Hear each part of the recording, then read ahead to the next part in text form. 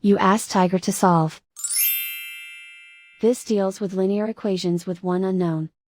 The final result is n equals 32. Let's solve it step by step. Simplify the expression. Find the greatest common factor of the numerator and denominator.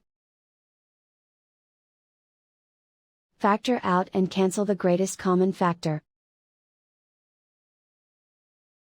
Isolate the n.